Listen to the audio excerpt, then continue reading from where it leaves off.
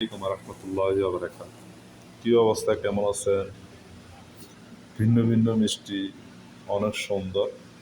এগুলো বিশেষ করে বাংলাদেশে এগুলো নেই, এগুলো তুর্কিতে পাওয়া যায়। এই মিষ্টিগুলো বিশেষ করে তুর্কিতে থাকে। এটার নাম তুর্কি বাগলাবা। আমাদের বাংলা ভাষায় মিষ্টি বলা হয় তুর্কি বাগলাবা।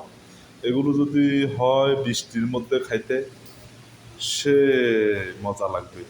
বাইরে বৃষ্টি হইতেছে অনেক, পাশাপাশি বৃষ্টির মধ্যে আমাদের কাস্টমার প্রায় বেশি থাকে। আজকে অবশ্য কাস্টমার বেশি নেই। আমার পাশের দোকানে একটা লোক আছে। সালাম আলাইকুম।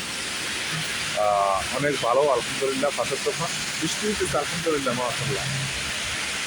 বৃষ্টিতে ভালো লাগে অনেক।